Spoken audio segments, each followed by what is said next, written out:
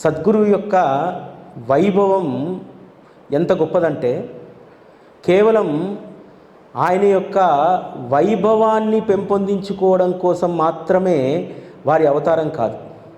వారి యొక్క వైభవం అంతా ఎక్కడ దాగి ఉంటుందంటే భక్తుల్లోనూ దాగి ఉంటుంది. ఎందుకంటే గురువారం పూట జరిగేటువంటి అన్న సంతర్పణ కార్యక్రమానికి, అన్నప్రసాదానికి ఆయనేమి మంత్రమేసి మాయ చేసి అన్నప్రసాదాన్ని పెట్టించారు. ఇక్కడ జరిగేటువంటి అద్భుతమైనటువంటి ఉత్సవాలకు ఆయనేమి చేతితో గారడి చేసి అక్షయంగా డబ్బు సృష్టించాడు. ఎక్కడి నుంచి వస్తుంది ఇదంతా? ఈ వైభవం వెనకాల ఉన్నటువంటిది ఏమిటి? భక్తుల యొక్క ప్రేమ మాత్రమే బాబా యొక్క వైభవం వెనుక ఉన్నటువంటి రహస్యం. ఏ భగవంతుని పట్ల లేనటువంటి గొప్ప ప్రేమను బాబా పట్ల మనం ఎందుకు అలవర్చుకుంటాం? అనేక దేవీ దేవతలు ఉండగా నాకు వచ్చినటువంటి కష్టాన్ని ఒక్క సాయిబాబా మాత్రమే తీసేస్తారనేటువంటి విశ్వాసం ఎందుకుంటుంది? ఎందుకనంటే వారు భగవంతుడు కాదు, అక్కడ కూర్చున్నటువంటి ఆయన నా సంబంధీకుడు, నాకు ఆప్తమిత్రుడు, నాకు ఆయనే సర్వస్వం అనేటువంటి భావన మనలో ఉండడం చేత. అంతే తప్ప ప్రత్యేకమైనటువంటి మాయా మంత్రం ఇక్కడ ఏమీ లేదు. మాయా మంత్రానికి అతీతమైనటువంటి వారు సద్గురువు. అందుకనే మనకు ఏ మంత్రాన్ని, ఏ ఉపాసనను ఇవ్వకుండానే మన జీవితాలను గొప్పగా తరింపజేసేటువంటి శక్తి ఒక్క సద్గురువుకే ఉంటుంది. మీరు ఎప్పుడైనా ఆలోచించండి, ఎందుకు నాకు బాబా పట్ల ఇంత విశ్వాసం, ఇంత ప్రేమ? ఎందుకంటే ఒక తల్లి వద్ద మాత్రమే అంత విశ్వాసం ఉంటుంది మనకు. తల్లి మనల్ని కని సురక్షితంగా మనల్ని పెంచుతుందనేటువంటి విశ్వాసం ఎలా తల్లిపైన ఉంటుందో, తండ్రి మన భవిష్యత్తుకు మంచి మార్గాన్ని చూపెడతారనేటువంటి నమ్మకం ఎలా ఉంటుందో, మన జీవితంలో మనం ఎదుగుతున్నటువంటి క్రమంలో మనకు మంచి మార్గాన్ని, మనకు ఏది శ్రేయస్కరమో దానిని వారు అనుగ్రహిస్తారనేటువంటి విశ్వాసం ఒక్క గురువు పైనే ఉంటుంది. ఇక్కడ మనం చూడాల్సినటువంటిది అవతారము, అవతారంలో ఉన్నటువంటి శ్రీ సాయిబాబా యొక్క రూపము. ఇది కాదు మనం చూడాల్సింది. ఇక్కడ చూడాల్సింది ఏందో తెలుసా? ఒక అద్భుతమైనటువంటి 3 అక్షరాల నమ్మకం. గురువు. మన జీవితం అంతా కూడా గురువు పైన ఉన్నటువంటి విశ్వాసము, నమ్మకంతో మన జీవితం అంతా కొనసాగుతుంది. గురువు మినహా మన జీవితంలో ఇంకోటి లేదు. గురువు లేకపోతే మన జీవితము అధోగతి పాలవుతుంది. మీరు చూడండి, మన స్కూలింగ్లో ఎవరిపైన విశ్వాసం ఉంటుంది? మనకు గురువు పైన విశ్వాసం ఉంటుంది. మన విద్య పెరుగుతున్న కొద్దీ ఎవరిపైన విశ్వాసం ఉంటుంది? హై స్కూల్ స్టాండర్డ్స్కి వచ్చేసరికి బోధించేటువంటి గురువు పైన, ప్రొఫెషనల్ కాలేజీలో కూడా బోధించేటువంటి గురువు పైన మన యొక్క విశ్వాసం ఉంటుంది. ఆ విశ్వాసమే మనం అనేక రంగాల్లో రాణించడానికి ప్రధానమైనటువంటి కారణమవుతుంది. విద్యను, ఉపాధిని అయిపోయిన తర్వాత ఇక మన జీవితాన్ని సవ్యంగా నడిపించడానికి కూడా గురువు అవసరం. అందుకనే ఈరోజు మనందరము కూడా సద్గురువు యొక్క సాహచర్యంలోకి వచ్చాం. గురువు లేనటువంటి జీవితము ఎందుకు కూడా కొరగాలదు.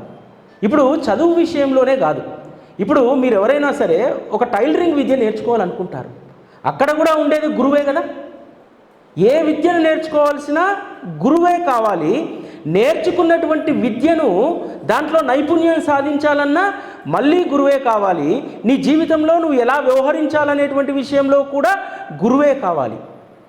నువ్వు ఎదగడానికి విద్యకు గురువు ఎంత అవసరమో, నీ జీవితము సవ్యంగా సాగడానికి సద్గురువు కూడా అంతే అవసరం. సద్గురువు మనల్ని ఎంత బ్రహ్మాండంగా చూస్తారనడానికి ఈరోజు జరిగినటువంటి ఒక సంఘటన మీకు చెప్తాను. నాకు తెలిసి ఈరోజు కింద భోజనాలకు సంబంధించి ఆహార పదార్థాలు ఒక సాయి బంధువు తీసుకొచ్చారు. నాకు తెలిసి ఇక్కడ ఉన్నారో లేదో అవి నాకు తెలియదు, కానీ అందులో ఎంత గొప్ప లీల ఉందో తెలుసా? వాళ్ళ అమ్మాయికో అబ్బాయికో ఆరోగ్యం బాగలేకపోతే ఆవిడ 9 గురువారాల వ్రతం చేసుకుందట. 9 గురువారాల వ్రతం చేసుకునేటప్పుడు వారు ఒక మొక్కుబడిని కట్టిపెట్టుకున్నారు. 9 గురువారాల వ్రతం అయిపోయింది, బాబుకు ఆరోగ్యం బాగుపడ్డది. షిరిడీకి వెళ్ళారు. వెళ్ళి ఏమి మరిచారు? మొక్కుబడి మరిచారు. మొక్కుబడి ఎక్కడ వేయకుండా వచ్చేశారు. ఎందుకు వేయలేదు? ఇదే మందిరంలో వాళ్ళ బాబుకు బాగలేకపోతే ఇదే మందిరంలో మొక్కుకున్నారు. వాళ్ళు మొక్కుకొని 9 గురువారాల వ్రతం చేసుకున్నారట. చేసుకున్న తర్వాత మొక్కుబడిని బాబా ఎందుకు స్వీకరించలేదు మీకు తెలుసా? షిరిడీకి వెళ్ళారు, మొక్కుబడి వేయడం మర్చిపోయారు. ఎందుకు స్వీకరించలేదు? 2 కారణాలు. ఒకటి, ఇక్కడే మొక్కుకోవడము. ఏ వ్రతం చేసినా, ఏ శుభకార్యం చేసినా మనం ఏం చేస్తాం? నలుగురికి భోజనం పెడతాం. ఆవిడ గురువారాల వ్రతం అయిపోయిన తర్వాత అన్న సంతర్పణ చేయకుండా షిరిడీకి వెళ్ళాడు. కాబట్టి అందుకనే బాబా ఆ మొక్కును యాక్సెప్ట్ చేయలేదు, స్వీకరించలే.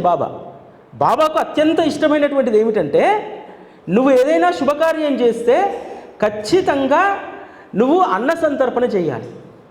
మీరు సచ్చరితలో బాలాసాహెబ్ దేవ్ తల్లి యొక్క ఉద్యాపన కథ ఉంటుంది. ఆ ఉద్యాపనకు బాబాను పిలుస్తారు. బాబాను దేవు దేనికి పిలిచాడు? ఉద్యాపన తర్వాత జరిగేటువంటి భోజనాలకు పిలుస్తాడు.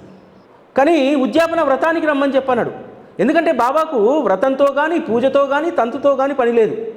బాబా యొక్క మూల సిద్ధాంతం ఏంటంటే, నీతో పాటు ఉన్నటువంటి వారి యొక్క ఆకలిని చూడు, అన్ని జీవుల్లో ఉన్నటువంటి ఆకలిని చూడు. నీకు ఏ సందర్భమైనా, శుభకార్యమైనా, లేకపోతే నీకు సంతోషం కలిగినా నలుగురికి ఆహారం పెట్టు. 1000 లీటర్ల పాలు నా నెత్తిన పోసి వృధా చేయకు. అదే పాలను 1000 మందికి ఇవ్వు. ఇది బాబా యొక్క మూల సిద్ధాంతం. అందుకనే చాలామందికి భోజనాలు ఏర్పాటు చేశారు. బాబా లేక అందగానే, దేవు లేక అందగానే అంటాడు, నువ్వు నేను మరొకరం ముగ్గురము భోజనానికి వస్తామని చెప్పు, ఉద్యాపన భోజనాలకు మనం అటెండ్ అవుతామని చెప్పు అని చెప్పి రాసిస్తారు. రాసి లెటర్ పోస్ట్ చేస్తారు. దేవు చాలా సంతోషిస్తాడు. కానీ మధ్యలో ఒక అనుమానం వస్తుంది. అరే, బాబా షిరిడీ వెళ్ళి ఎక్కడికి రాడు, మరి నిజంగా వస్తారంటారా బాబా వచ్చినట్టు నేను ఎలా గ్రహించాలి అనేటువంటి ఒక సంశయం కలుగుతుంది. బాబా అందుకే రాస్తారు, నాకు టాంగాతో కానీ, రైలుతో కానీ, విమానంతో కానీ పని లేదు. మాకు రావడానికి ఏ ప్రయాణ సాధనాలు, మా కోసం ఏ ప్రత్యేక ఏర్పాట్లు చేయవద్దు. మేము ఖచ్చితంగా ఉద్యాపన వ్రతానికి వచ్చి మీ ఇంట్లో భోజనం చేస్తాం. ఇది బాబా రాసినటువంటి లేఖ దేవు. ఆ రోజు ఒక సాధువు రూపంలో ఒక అతను అంతకుముందే కలుస్తాడు. అతను దేనికోసం కలుస్తారంటే గో సంరక్షణ కోసం, చందాల కోసం కలుస్తాడు.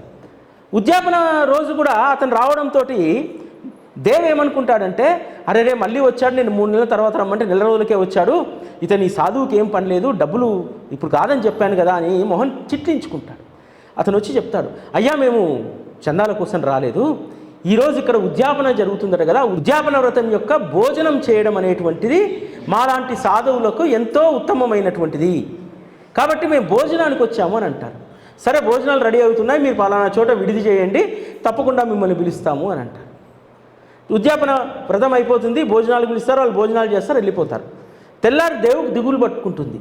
అరే, బాబా వస్తానన్నాడు, సర్వసాధారణంగా బాబా మాటిస్తే రాకుండా ఉండడు, కానీ వారు వచ్చినట్టు నేను గ్రహించాలి కదా, నాకు ఏదైనా ఇషారా చేయాలి కదా, నేను ఈ రూపంలో వచ్చానని. నాకు ఏ అనుభవం ఇవ్వలేదు, బాబా వచ్చారనడానికి గ్యారంటీ ఏమిటి? లెటర్ రాస్తారు.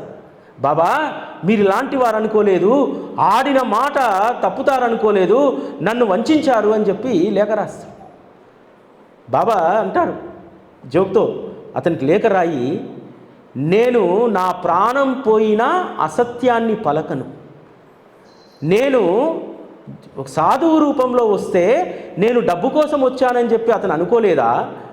అనుకున్నా సరే మేము డబ్బు కోసం రాలేదు, భోజనాల కోసం వచ్చామని చెప్పి అతను పెట్టినటువంటి ఉద్యాపన భోజనాన్ని తృప్తిగా తిని వెళ్ళలేదా అని చెప్పి జాబు రాయిస్తారు. అప్పుడు అర్థమవుతుంది, ఆహా బాబా ఏ రూపంలోనైనా రావచ్చు. బాబా చేసేటువంటి మ్యాజిక్ ఏమిటంటే, మనం అనుకుంటాం బాబా మన ఇంట్లో ఏదో శుభకార్యానికో లేకపోతే ఇతరత్ర దేనికో ఏదో ఒక రూపంలో వస్తారనేటువంటి నమ్మకం ఉంటుంది. మన నమ్మకం ఎక్కడ కాకుంటుందంటే, ఎవరో తెలియనటువంటి వ్యక్తి రూపంలో వస్తారని చెప్పి. ఇక్కడ మనం గుర్తుపెట్టుకోవాల్సింది ఏంటంటే, మన యొక్క అభిప్రాయం సరైనటువంటిది కాదు.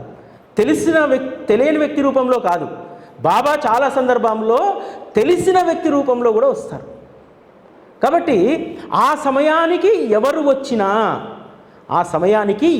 వచ్చినా అది బాబా స్వరూపంగా భావించడం అనేటువంటిది మనం నేర్చుకోవాల్సినటువంటి విషయం. వారు శత్రువు కావచ్చు, మిత్రుడు కావచ్చు, బంధువు కావచ్చు, మన పక్కింటి వాళ్ళు కావచ్చు. నువ్వు ఆ సమయానికి ఎవరైతే వచ్చారో వారు నీకు పరిచయస్తులే కావచ్చు, ఇంతకుముందు మీకు తెలిసిన వాళ్ళే కావచ్చు. దేవుడికి ఎట్లయితే ఆ సాధువు ఇంతకుముందే తెలుసో మనకు కూడా తెలిసిన వాళ్ళే కావచ్చు. కానీ ఆ వచ్చినటువంటి వాళ్ళ రూపంలో బాబా ఉంటారు, వాళ్ళ హృదయంలో బాబా ఉంటారు. దీన్ని మనం బాగా గమనించాలి. బాబా భక్తులందరికీ కూడా మీరు ఎదుటి వారి యొక్క ఆకలి తీర్చుమని చెప్పారు. ఇక్కడ చాలామందికి లోకోక్తి ఒకటి ఉంటుంది, మనం ఏదైనా చెప్పే ముందు మనం ఆచరించి చెప్పాలి అని చెప్పి. మరి బాబా ఈ మాట చెప్పేటప్పుడు అన్ని జీవుల్లో ఉన్నటువంటి ఆకలిని చూడు, ఆ ఆకలి తీర్చు అని చెప్పాడు కదా. మరి వారు ఏం ఆచరణ చేశారు? వారు ఎవరు ఆకలి తీర్చారు? ఎలా తీర్చారు? ఈ ప్రశ్న మనం తప్పకుండా వేసుకోవాలి. బాబా ఈ లోకంలోకి వచ్చిన తర్వాత వారు ఒక ఉపాధిని ఎన్నుకున్నారు. ఆ ఉపాధి పేరే భిక్ష. భిక్ష అనేటువంటి ఉపాధిని ఎంపిక చేసుకొని వారు 5 ఇళ్లలో భిక్ష చేసి వారి పొట్టను పోషించుకోలేదు. ఆ భిక్షాన్నం మొత్తం తీసుకువచ్చి ద్వారకామయి చుట్టుపక్కల ఉన్నటువంటి జీవరాశులన్నింటికీ కూడా ఆ భిక్షను పంచి, ద్వారకామయి శుభ్రం చేయడానికి ఒక స్త్రీ ఉండేది. ఆ స్త్రీ ఇష్టం బాబా జోలే తీసుకొచ్చి అక్కడ పెడితే 10 రొట్టెలు 20 రొట్టెలు తీసుకెళ్ళేది. బాబా అస్సలు కాదనేటువంటి వారు కాదు, అసలు వద్దు ఎందుకు తీసుకుంటున్నావు అనేటువంటి మాట బాబా నుంచి రాలేదు. అదేవిధంగా అక్కడ ఉన్నటువంటి పిల్లులకు, కుక్కలకు, పశుపక్షాదులకు అన్నింటికీ కూడా ఆహారాన్ని వారు పెట్టేటువంటి వారు. కాబట్టి బాబా ఎప్పుడూ కూడా తన చుట్టూ ఉన్నటువంటి జీవుల యొక్క ఆహారాన్ని అందించడానికి వారు భిక్ష చేశారు తప్ప, పరోపకారానికి చేశారు తప్ప వారి ఉదర పోషణ కోసం కాదు. దీన్ని మనందరం బాగా గుర్తుపెట్టుకోవాలి. భిక్షలో గొప్ప మహిమ ఉంటుంది. బాబా భిక్షా చేసినటువంటి ఆ 5 గృహాల యొక్క యజమానులు ఎన్ని జన్మల పుణ్యం ఉంటే వారి గడప ముందు వెళ్ళి భగవంతుడు సాక్షాత్తు భవతీ భిక్షాందేహి అన్నారంటే వాళ్ళు ఎంత అదృష్టవంతులో కదా. భగవంతుడు భిక్షకు రావడమా? కేవలం ఈశ్వరుడు మాత్రమే అన్నపూర్ణామాత దగ్గరికి భిక్షకు వెళ్తాడు. అటువంటిది సాక్షాత్తు పరమాత్మ అయినటువంటి శ్రీ సాయిబాబా షిరిడీలో 5 ఇళ్లకు భిక్ష వెళ్ళారంటే నిజంగా వాళ్ళు అదృష్టవంతులు. భిక్షాగృహాల్లో ఒకటైనటువంటి భయ్యాజీ కోతే పాటిల్ గృహం, భయ్యాజీ కోతే పాటిల్ కుటుంబానికి ఎంతో భక్తి ఉండేది. బాబా మొదట భయ్యాజీ కోతే పాటిల్ ఇంటికి వెళ్ళి భిక్షను స్వీకరించేటువంటి వారు. ఎప్పుడైతే వాళ్ళ ఇంట్లో భిక్షను తీసుకోవడం ప్రారంభించారో ఆ కుటుంబం యొక్క ఉన్నతి ఎంత పైకి వెళ్ళిందో తెలుసా. బాబా ప్రతిరోజు కూడా కొంత ధనాన్ని భయ్యాజీకి ఇచ్చేటువంటి వారు. ఇచ్చి చెప్పారు, ఈ ధనాన్ని నువ్వు విలాసాలకు కానీ విందులకు కానీ దేనికి వాడకూడదు అనంటే కూడబెట్టినటువంటి డబ్బంతా, బాబా ఇచ్చినటువంటి డబ్బంతా ఒకసారి కూడబెట్టి తనకు ఆనుకొని ఉన్నటువంటి పొలాలను కొనడం మొదలు పెట్టాడు. బాబా వారింట్లో 2 రొట్టె ముక్కలు, కొద్దిపాటి కూర, కొద్దిపాటి అన్నాన్ని తీసుకొని ఆ కుటుంబాన్ని షిరిడీలో గొప్ప జమీందారులుగా తయారు చేశారు. ఒక్కొక్క కుటుంబాన్ని ఒక్కొక్క కథ. 5 కుటుంబాల్లో గొప్ప లీలలు ఉన్నాయి, బాబా లీలలు. ఆ తర్వాత నందూరామ్ మార్వడి సంక్లేచ అనే అతను ఎక్కడో గుజరాత్ నుంచి వ్యాపారం కోసం ఇక్కడికి మహారాష్ట్రకు వస్తుంది. ఆ కుటుంబం వచ్చి షిరిడీలో సెటిల్ అవుతుంది. ఆ కుటుంబానికి ఎంత మేలు చేశారంటే ఒకానొకసారి నందూరామ్ మార్వడి తీవ్రమైనటువంటి జబ్బు చేసి బాబా దగ్గరికి వస్తాడు. వచ్చి, బాబా ఇక నేను బ్రతకలేను, చాలామంది చెప్తున్నారు నువ్వు శనీశ్వరుడి దగ్గరికి వెళ్ళు, లేకపోతే త్రయంబకేశ్వర్ వెళ్ళు, నీ ప్రాణం నిలబెడుతుందని. కానీ బాబా నాకు నా ప్రాణం నిలబడుతుంది అనేటువంటి నమ్మకం మాత్రం నాకు ఎక్కడా లేదు బాబా, ఎందుకంటే శరీరం అంతా కూడా కృషించుకుపోయింది, కాబట్టి మీరు మాత్రమే నన్ను కాపాడుతారు అని అంటారు. బాబా ఆ ఇంట్లో భిక్ష స్వీకరించినటువంటి కృతజ్ఞతకు ఏం వరం ఇస్తాడో తెలుసా? నిజానికి సంక్లేశ ఆ సమయానికి మరణించాలి, ఆ రోగం అలాంటిది. కానీ బాబా ఒక్క వాక్కు చేత నందురామ్ మార్వడి కొన్ని సంవత్సరాల పాటు జీవిస్తాడు. ఏమంటాడంటే, నందురామ్, నేను చనిపోయిన తర్వాత కానీ నిన్ను చనిపోనివ్వను అని అంటాడు. అదే జరిగింది. బాబా మహాసమాధి అయిన తర్వాత 4 సంవత్సరాలకు నందురామ్ మార్వడి చనిపోతాడు. అంటే బాబా భిక్ష స్వీకరించినటువంటి ఇళ్లకు ఎంత గొప్ప మేలు చేశాడు. బైజామా ప్రతిరోజు కూడా ఒక తపస్సు చేసేది ఆ తల్లి. ఆ తపస్సు ఏంటంటే, ఇద్దరు భార్యాభర్తలు గణపతి కోతే బైజామా వాళ్ళు ఎంత గొప్ప తపస్సు వ్రతాన్ని పట్టుకున్నారంటే, బాబాకు భోజనం పెట్టకుండా, వారు భోజనం తినకుండా మనం ముద్ద ముట్టకూడదు. బాబా ఎక్కడ దొరికేవాడు ఆ రోజుల్లో? షిరిడీకి వచ్చినటువంటి తొలినాళ్లలో ఎక్కడెక్కడో తిరుగుతూ ఉండేటువంటి వాడు. అటువంటిది బైజామా నెత్తిన బుట్ట పెట్టుకొని మండు టెండల్లో తిరుగుతూ కళ్ళు తిరిగి సోలిగి పడిపోతున్నా సరే భగవంతుని నామాన్ని స్మరిస్తూ బాబా ఎక్కడున్నాడో వెతికి పట్టుకొని బాబాకు భోజనం పెట్టిన తర్వాత, ఆయన తృప్తిగా తిన్న తర్వాత అక్కడే కూర్చొని తాను తినాల్సినటువంటి ఆహార పదార్థాన్ని తినేటువంటి అంత గొప్ప తపస్సును, వ్రతాన్ని బైజా కుటుంబం చేసింది. అందుకనే కదా దానికి ఫలితంగా తాత్య అర్ధాయుష్కుడు చనిపోవాలి. తాత్య అటువంటి తాత్య ప్రాణాన్ని నిలబెట్టి తన ప్రాణాన్ని త్యాగం చేసినటువంటి వారు శ్రీ సాయిబాబా. అంటే భిక్ష చేసినటువంటి ఇళ్ళ యొక్క రుణాన్ని ఒక్కొక్క సందర్భంలో ఒక్కొక్క రకంగా తీర్చాడు. వాళ్ళ కుటుంబ సంక్షేమమే ధ్యేయంగా బాబా జీవించాడు. ఎందుకంటే తాను ఎవరో తెలియదు, తను ఎవరో కూడా ఎవరికీ తెలియనటువంటి రోజుల్లో బైజామా బాబాలో పరమాత్మ తత్వాన్ని గుర్తించి ఆ తల్లి ఆ నిర్ణయం చేసుకుంది. ఆయన తిన్న తర్వాత కానీ, మనం ఇంట్లో పెడతాం కదా, నైవేద్యం పెట్టిన తర్వాత కానీ భోజనం చేయమంటాం కదా, అదేవిధంగా సాక్షాత్తు శరీరంతో ఉన్నటువంటి ఆ పరబ్రహ్మ తిన్న తర్వాతనే నేను తినాలనేటువంటి లక్ష్యాన్ని ఆ తల్లి పెట్టుకుంటుంది. ఆ విధంగా గొప్ప వ్రతాన్ని చేసింది కాబట్టి కొడుకు ప్రాణాన్ని నిలబెట్టుకోగలిగింది.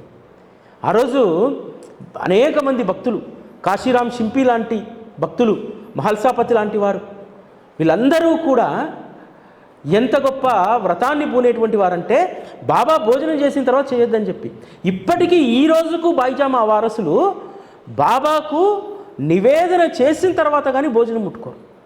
ఇంట్లో 4 సంవత్సరాల పిల్ల ఉన్నా, 90 ఏళ్ళ వృద్ధులున్నా అదే నియమం. మనం ఏమనుకుంటాము, అరే నాకు షుగర్ వచ్చింది, నివేదన తర్వాత ఫస్ట్ అన్నం తినాలి, ఇంకోటి తినాలి. వాళ్ళకి ఆ రోగాలతో కూడా సంబంధం లేదు. కాశీరాం షింపి మనవడు దాదాపు 90-92 సంవత్సరాలు ఉంటాడు, ఇప్పటికీ జీవించి ఉన్నాడు.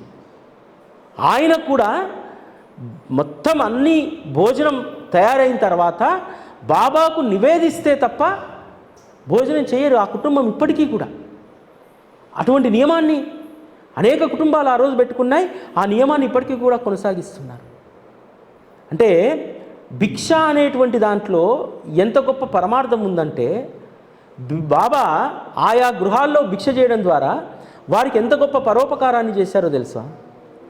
భిక్ష వల్ల ఎంత గొప్ప పుణ్యం మనకు లభిస్తుందో తెలుసా? భిక్ష మన ఇంటికి వచ్చి ఎవరైనా స్వీకరించారు అని అంటే మనం అతిథి యజ్ఞాన్ని ప్రతిరోజు చేస్తున్నట్టే. ఇది కొంతకాలం వరకు కొనసాగింది. ఆ తర్వాత కాలంలో ఈరోజు మనం ఏ అతిథిని పిలుస్తాం, ఏ అతిథికి పెడతాం? మరి ఎట్లా? అతిథికి పెట్టకుండా గృహ యజమాని తింటే దానికి పరిహారంగా చాంద్రాయణ వ్రతం చేయాలంటారు. మరి రోజు మనము అతిథికి పెట్టకుండానే తింటున్నామే, మనం ఎన్ని చాంద్రాయణ వ్రతాలు చేయాలి ఆ లోపాన్ని పూడ్చుకోవడానికి, ఆ తప్పును పూడ్చుకోవడానికి? అందుకనే బాబా చెప్పినటువంటి సులభోపాయం ఏంటంటే, నేనెప్పుడూ మీ అతిథినే, నేనెప్పుడూ మీతోనే ఉంటాను. కాబట్టి నేను నీకు కనిపించినంత మాత్రాన, శరీరంతో ఉన్నంత మాత్రాన నీ పక్కన ఉన్నట్టు కాదు. నేను ఎప్పుడూ నీతో ఉన్నాననేటువంటి భావన నీకు కలిగితే నువ్వు తినేటువంటి మొదటి ముద్ద నన్ను స్మరించి తిను, అది నాకు సమర్పించినట్టే. అతిథి యజ్ఞం అయిపోయింది. మనం తినేటప్పుడు బాబా ఈ భోజనాన్ని, నువ్వు ఇచ్చినటువంటి ఈ భోజనాన్ని నేను స్వీకరిస్తున్నాను, నువ్వు కూడా స్వీకరించని చెప్పి ఒక్క ప్రార్థన చేస్తే మనం అతిథి యజ్ఞాన్ని ఆ రోజు పూర్తి చేసినట్టు. అతిథి యజ్ఞం చేయకుండా తీసుకునేటువంటి ఆహారం అది విషతుల్యమైనటువంటిది. శాస్త్రం చెప్తుంది అది. అతిథి యజ్ఞం చేసిన తర్వాతనే, అతిథికి ముందుగా పెట్టిన తర్వాతనే మనం తీసుకుంటే అది అమృత తుల్యం అవుతుంది. మరి ఈ రోజుల్లో అది సాధ్యమా? రోజు ఎక్కడ పట్టుకొస్తాం అతిథిని? అందుకనే బాబా అన్నాడు, మీరు ఎక్కడా ప్రయాసపడాల్సిన అవసరం లేదు, మీ అతిథిని నేను ఎప్పుడూ మీ వెంటనే ఉంటాను అనేటువంటిది గొప్ప విజ్ఞతను, అదేవిధంగా మనం ఎప్పుడూ కూడా వారి యొక్క స్మరణలో ఉండేలాగా ఇటువంటి అనేకం చెప్పారు బాబా. గురు పౌర్ణమి సందర్భంగా మేము కార్యక్రమాన్ని చేస్తూ ఉంటాం. 41 రోజులు భిక్ష చేయిస్తాం, 41 days. మీకు విషయం తెలుసా, మాకు సాయి టీవీతో కనెక్ట్ అయినటువంటి వాళ్ళు కొన్ని లక్షల మంది ఉంటారు. ఆ లక్షల మందిలో ఎంతమంది భిక్ష చేస్తారో తెలుసా? ఎంతమంది చేస్తారు? మామూలుగా అయితే మీరు ఊహించుకుంటారు 10,000 మంది, 20,000 మంది, 30,000 మంది. లేదు, ఒక 120 మంది చేస్తున్నారు. ఎందుకు? బాబా అంటే ఇష్టము. బాబా భిక్ష చేసేవారు భవతీ భిక్షాందేహి అనేటువంటి పాట పాడుకుంటారు. ఆచరణలోకి వచ్చేసరికి చేయరు. ఎందుకు తెలుసా? మనకు ఇంకా నేను అనేటువంటిది పోలేదు. నేను అనేటువంటిది పోతే మనం అద్భుతమైనటువంటి ఆ పుణ్యకార్యంలో పాల్గొంటాం. నేను ఎవరినైనా భిక్ష పేరు మీద 10 రూపాయలు అడిగితే ఏమనుకుంటారో, నా పరువు పోతుందేమో, నేను భిక్ష చేసినటువంటి డబ్బు నేనే మింగుతాననేటువంటి నింద వేస్తారేమో. నేను అనేటువంటిది ఉంటుంది చూసారా, ఆ నేను అనేటువంటిది ఉన్నన్ని రోజులు మిమ్మల్ని ఒక్క దైవ కార్యం కూడా చేయించనివ్వదు. భిక్ష అనేటువంటిది చాలా మహోన్నతమైనటువంటిది. భిక్ష చేసేటువంటి వారు ఫలానా నిర్మలమ్మ గారు, ఫలానా ఇంకో అమ్మ, ఫలానా ఇంకో అయ్య కాదు భిక్ష చేసేది. గురు పౌర్ణమికి భిక్ష చేసేటువంటి వాళ్ళు సాక్షాత్తు శ్రీ సాయిబాబా స్వరూపం. ఈ 120 మందితో ఎందుకు భిక్ష చేస్తున్నారో తెలుసా బాబా? ఆ సంఖ్య ఇంకో 10-20 పెరగవచ్చు. పోనీ 150 మందితో ఎందుకు చేయిస్తున్నారు? అది భిక్ష చేసేటువంటి వారికి పుణ్యాన్ని ఇవ్వడానికి కాదు, ఆ వారు ఎవరి దగ్గర అయితే భిక్ష చేస్తారో వారికి మేలు కలిగించడానికి. పరోపకారం. మనం ఎవరమైనా భిక్షను చేస్తే ఆ భిక్ష చేసినటువంటి వాళ్ళకంటే కూడా ఆ భిక్షాజలలో ₹1 వేస్తారే, వాళ్ళకు పుణ్యం ఎక్కువ వస్తుంది. ఎందుకంటే వాళ్ళ యొక్క ప్రారంధ కర్మలను బాబా తీసుకోదలుచుకున్నాడు. అందుకని తన రూపంలో నీ ఇంటికి ఒక భిక్షువును పంపించాడు. కాబట్టి వాళ్ళు సాక్షాత్తు బాబా స్వరూపం. అందుకనే బాబా చేసేటువంటి ఏ కార్యాన్నైనా సరే దాంట్లో పరోపకార సేవ ఉంటుంది. దాని ద్వారా అద్భుతమైనటువంటి ఫలితాలు కూడా ఉంటాయి. మనం గుర్తుపెట్టుకోవాల్సింది ఏంటంటే, మీరు కూడా ఎవరైనా ఆసక్తి ఉంటే 15వ తారీఖు నుంచి 24వ తారీఖు వరకు భిక్ష చేయండి. చాలా సింపుల్ వే అది. ఒక భిక్షాజోలే తీసుకొని భుజానికి వేసుకొని తిరగడం అంత అవసరం లేదు. ఒక చిన్న బ్యాగ్ పెట్టుకొని రోజుకి 2 దగ్గర భిక్ష చేయండి. ఓన్లీ 2 persons చేసి అట్లా 41 రోజులు 2 దగ్గర భిక్ష చేయండి. గురువారం రోజు బాబా 5 ఇళ్లలో భిక్ష చేస్తారు కాబట్టి దానికి సూచనగా గురువారాలు మాత్రం ఒక 4 గురువారాలు వస్తాయి. గురువారాలు మీరు 5 మంది దగ్గర భిక్ష చేయండి. ఆ భిక్ష చేసినటువంటి ధనం ఏమవుతుందో తెలుసా? గురు పౌర్ణమి రోజు షిరిడీలో మనం అనేక యాత్రా స్థలాలకు పోతాం. పోయి ఏం చేస్తాం? మనము దేవుని హుండీలో డబ్బులు వేస్తాం. రోడ్డు మీద భిక్షువులు ఎంటబడుతుంటే వాళ్ళకు ₹1 ఇస్తాం. కానీ ఆ పుణ్యక్షేత్రం, ఆ క్లీన్నెస్ వెనుక, ఆ పుణ్యక్షేత్రంలో మనం నడవడానికి వెనుక కొద్దిమంది శ్రమ ఉంటుంది తెలుసా? ఎవరు వాళ్ళు? మనం తిని పడేసినటువంటి అరటి తొక్కను తీసేసేటువంటి పారిశుద్ధ కార్మికులు, బురదైతే వాటిని తూడ్చేటువంటి ఆ మున్సిపల్ కార్మికులు, ఆయా పుణ్యక్షేత్రాల్లో 100 మంది ఉంటారు. ప్రతి సంవత్సరం కూడా గురు పౌర్ణమి సందర్భంగా మేమేం చేస్తామంటే, షిరిడీలో ఎవరైతే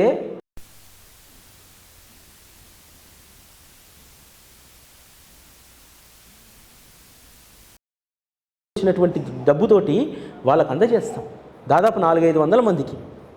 ఎందుకని వాళ్ళకే అందజేస్తాం? చాలామంది దానం చేయడం అంటే ఏం చేస్తారంటే చౌరస్తాలో నిలబడి ఓ వ్యాన్ పెట్టి అందరికీ పంచుతూ ఉంటారు. 1 గంట తర్వాత వెళ్ళి చూడండి, ఆ సరుకులు మళ్ళీ కిరాణా షాప్కి వెళ్తాయి. వెళ్ళి వాడి కిరాణా షాప్ని కమ్మేసి డబ్బు తీసుకుని వాడు మంద అవుతాడు. అంటే మనం చేసేటువంటి దానం కూడా అపాత్ర దానం ఉండకూడదు, అది సద్వినియోగం కావాలి. ఎందుకంటే ఇలా పారిశుద్ధ్య కార్మికులు అంటే ఊడ్చేవాళ్ళు తూడ్చే వాళ్లకు ఎంత ఆత్మాభిమానం ఉంటుందో తెలుసా? చెయ్యి చాచరు. ఎందుకంటే వాళ్ళు చాలా దిగువ మధ్యతరగతి కుటుంబంలో ఉన్నటువంటి వారు. చెయ్యి చాస్తే పరువు పోతుందని చెప్పి. కానీ జీవితాలు బాగుంటాయి అంటే బాగుండవు, చిన్న జీవితాలు. అటువంటి వారిని మనం 1 నెల రోజుల కిరాణా సామాన్ ఇస్తే 11 రకాల సామాన్ ఇస్తాం. మనం ఇస్తే వాళ్ళు ఎంత సంతోషపడతారు. ఆ విధంగా అటువంటి వారికి మేలు జరగాలి. అందుకోసం ఆ భిక్షాధనాన్ని మనం ఉపయోగిస్తాం. ఎందుకంటే ఎవరికో మనం చౌరస్తాలో పెట్టుకొని పనిచేస్తే అది సద్వినియోగం కాదు. ఆ కుటుంబాలు ఎన్ని దీవెనలు ఇస్తాయో తెలుసా? అరే ఎవరో మాకు తెలియకపోయినా మాకు ఇంత గొప్ప లబ్ధిని చేశారు. ఎందుకు వాళ్ళకే ఇస్తామో తెలుసా? అందులో ఒక మర్మం ఉంటుంది. ఆ మర్మం ఏమిటో తెలుసా? మనం ఇచ్చేటువంటి సరుకుల విలువ ఒక 1000 రూపాయలు, పోనీ 2000 రూపాయలు ఉంటాయనుకోండి, మ్యాక్సిమం 2000 రూపాయలు ఉన్నాయనుకోండి, ఆ కుటుంబానికి ఆ నెల 2000 రూపాయలు సరుకులు కొనుక్కునేటువంటి డబ్బు ఆదా అవుతుంది. దాని ద్వారా ఏం జరుగుతుంది? ఆ 2000 ద్వారా వాళ్ళకి ఇంకొక అవసరం తీరుతుంది. ఇది నాకు వచ్చినటువంటి ఆలోచన కాదు. మనం సేవా మార్గంలో ఉన్నప్పుడు బాబా ఉన్నతమైనటువంటి ఆలోచనలు ఇస్తాడు. ఆయన మార్గంలో చేసేటువంటి సేవ ఏది కూడా దుర్వినియోగం కాకూడదనే కోరుకుంటాడు. చక్కగా ప్లాన్ చేస్తాడు. ఏముంది, షిర్డీలో మున్సిపాలిటీ చౌరస్తాలు నిలబడితే అడుక్కునేటువంటి వాళ్ళు వీళ్ళు వచ్చి అసలు మనం ఇవ్వకుండానే లాక్కొని వెళ్ళిపోతారు. అటువంటి పద్ధతి చేయలేదు. ఈవెన్ కరోనా సమయంలో ఇదే మందిరం నుంచి మహారాష్ట్రలో కరోనా విజృంభిస్తున్నప్పుడు అప్పుడు కూడా గురు పౌర్ణమి వచ్చింది. ఆ గురు పౌర్ణమికి 1200 కిరాణా కిట్లను ఇక్కడి నుంచి పంపించాం మనం. 1200 కిరాణా కిట్లను ఏం చేసామప్పుడు? ప్రతి గ్రామంలో ఒకరిని ఎంపిక చేసి ఆ గ్రామంలో నిజంగా అవసరమైనటువంటి వాళ్ళు ఎంతమంది ఉన్నారు విత్ లిస్ట్ చేశాం. వచ్చిన వాళ్ళకి కనబడే వాళ్ళకి ఇవ్వడం కాదు, ఎవరికైతే అవసరమో. బాబా చెప్పేటువంటి సేవా మార్గం ఇదే. ఎక్కడైతే అవసరం ఉంటుందో అక్కడ మాత్రమే నువ్వు దాన్ని వినియోగించాలి. చాలామంది అన్నదానం అని చెప్పి చేస్తూ ఉంటారు. నిజంగా ఎవరికి అవసరమో వాళ్ళకి అది అందాలి. మనం చేసేటువంటి సేవ కూడా ఎవరికి అది అవసరమో అది అందాలి. అటువంటి సేవను బాబా ఎంకరేజ్ చేస్తాడు. భిక్షలో గొప్ప శక్తి ఉంటుంది. ఆ శక్తితో పాటు భిక్ష ద్వారా గొప్ప అనుగ్రహం కూడా ఉంటుంది. అనేక మంది అనేక సంకల్పాలతోటి భిక్ష చేస్తారు. 3 సంవత్సరాల క్రితము ఒక ఆవిడ భిక్ష చేశారు. దేనికోసం చేశారో తెలుసా? అతి కష్టం మీద వాళ్ళ అబ్బాయిని MBBS చదివించారు. MBBS అయిన తర్వాత MD రాస్తే పేమెంట్ సీట్ వచ్చింది. ఆ పేమెంట్ సీటుకు డబ్బులు కట్టలేక దాన్ని వదిలేశారు. ఆ సంవత్సరం వదిలేస్తే మరుసటి సంవత్సరం ఆమె భిక్ష చేసింది. నా కొడుకు ఉచిత సీటు రావాలి, ఫ్రీ సీట్ గవర్నమెంట్ హాస్పిటల్లో అని చెప్పి చేస్తే ఆ కోరిక నెరవేరింది. అంటే భిక్ష ద్వారా మన సంకల్పాలను కూడా బాబా నెరవేరుస్తాడు. అంత శక్తి ఉంటుంది. దాంతోపాటు ఇంకొక సంఘటన మీకు చెప్తాను. పోయిన సంవత్సరము మేము పారిశుద్ధ్య కార్మికులకు కిరాణా కిట్స్ పంచిన తర్వాత మరలా దసరాకు వెళ్ళినప్పుడు ఆ కిరాణా కిట్ తీసుకున్నామే గుర్తుపట్టి మమ్మల్ని ఆపి ఒక విషయం చెప్పింది. జూన్లో స్కూలు తెరుస్తున్నారు, మా అబ్బాయికి పోయిన సంవత్సరం కొన్నటువంటి స్కూల్ షూ చిరిగిపోయింది, అవసరాలు వస్తాయి కానీ ఆదాయం పెరగదు కదా, మీరు ఆ కిరాణా కిట్ ఇవ్వడం వల్ల ఆ కిరాణా సామాన్కి అయ్యేటువంటి డబ్బు మిగిలితే ఆ డబ్బుతోటి నా కొడుకు 2 జతల షూ కొనగలిగాను అని చెప్పి. అంటే మనం ఇచ్చేటువంటిది ఎంత సద్వినియోగం కావాలి. సేవలో కూడా సద్వినియోగం అనేటువంటి చాలా ముఖ్యమైనటువంటిది. ఒట్టి సేవ చేశాము చేతులు దులుపుకున్నాం అనేటువంటిది కాదు. ఆ సేవ సద్వినియోగం కావాలి. ఎందుకంటే అది బాబా పేరు మీద స్వయంగా బాబాయే వారి వారి హృదయాల్లో కొలువై భిక్ష చేయించారు కాబట్టి ఆయన తెచ్చుకున్నటువంటి ఆ భిక్షా ధనాన్ని ఆయన సద్వినియోగం చేసుకుంటారు. ఆ భిక్షలో అంత మర్మం ఉంటుంది. కాబట్టి గురు పౌర్ణమి సందర్భంగా మీరు ఎవరైనా సరే 15వ తారీఖు నుంచి ఒక 41 రోజులు చేయదలుచుకుంటే చేయండి. 41 రోజుల తర్వాత ఆ ధనాన్ని ఇక్కడ తెచ్చిస్తే ఆ ధనం షిరిడీలో ఆ సేవకు ఉపయోగపడుతుంది. దీంట్లో నామూషి అవసరం లేదు. అంతెందుకు రోజుకి 2 దగ్గరికి పోనవసరం లేదు.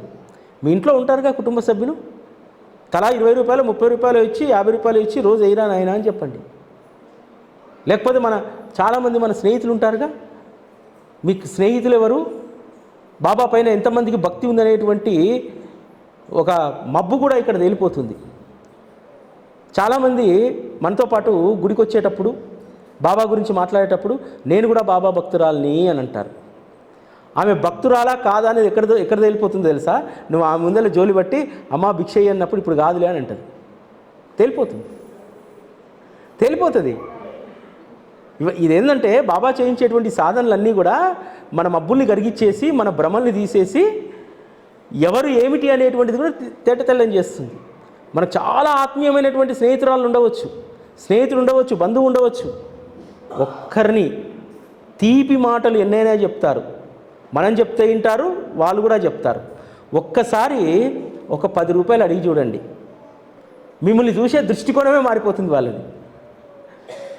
ఎందుకంటే ధనం అనేటువంటిది మనిషిని బయటేస్తుంది, మనిషి వ్యవహారాన్ని మొత్తం తేటతెల్లం చేస్తుంది. ఒక 100 రూపాయలు అడిగితే చాలు, అసలు అప్పటి వరకు నవ్వుతూ ఉన్నటువంటి మొహం అంతా కూడా రకరకాల ఎక్స్ప్రెషన్స్ వచ్చేస్తూ ఉంటాయి.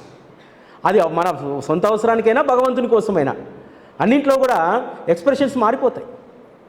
అప్పుడు తెలిసిపోతుంది, అమ్మ ఈమె ఒట్టి పెదవి లిప్ సింపతి మాత్రమే బాబా పైన ఉంది, మనసులో భక్తి లేదనేటువంటిది తెలిపోతుంది.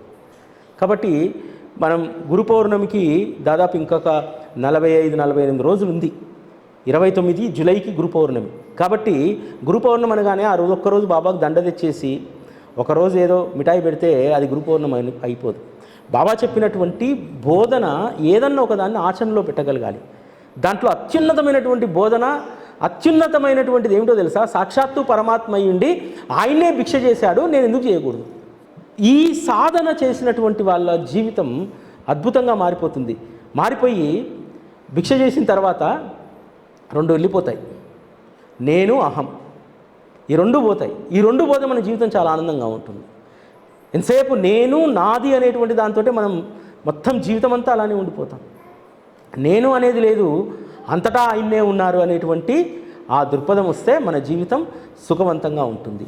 శ్రీ సచ్చిదానంద సద్గురు సాయినాథ్ మహారాజ్ కే జై.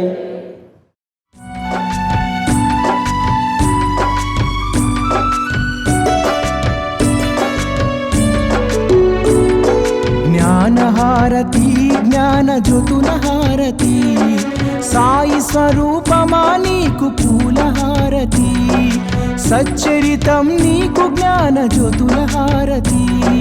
జ్ఞానహారతి జ్ఞాన జ్యోతుల హారతి, సాయి స్వరూపమా నీకు పూలహారతి, సచ్చరితం నీకు జ్ఞాన జ్యోతుల హారతి.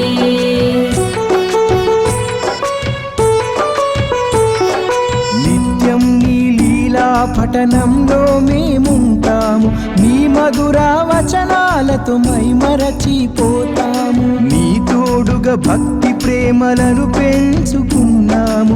పాలో వెలిగిన జ్ఞాన జ్యోతులతో హారతి, జ్ఞానహారతి జ్ఞాన జ్యోతుల హారతి, సాయి స్వరూపమా నీకు పూలహారతి, సచ్చరితం నీకు జ్ఞాన జ్యోతుల హారతి.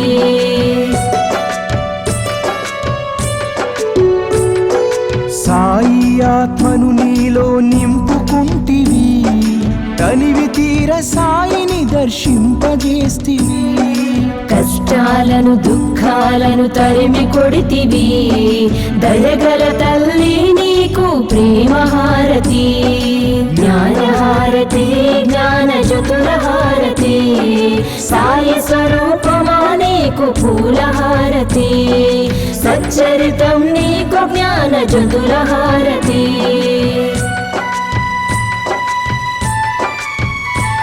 మా కర్మలన్నీ తొలగించి కరుణించినావమ్మ, శాంతి సౌఖ్యాలను అందించినావమ్మ. జీవన నావను దరి చేర్చిన నీకు కర్పూర హారతితో నీరాజనం. జ్ఞాన హారతి జ్ఞాన జ్యోతుల హారతి, సాయి స్వరూపమా నీకు పూల హారతి. సచ్చరితం నీకు జ్ఞాన జ్యోతుల హారతి. జ్ఞాన హారతి జ్ఞాన జ్యోతుల హారతి, సాయి స్వరూపమా నీకు పూల హారతి. సచ్చరితం నీకు జ్ఞాన జ్యోతుల హారతి.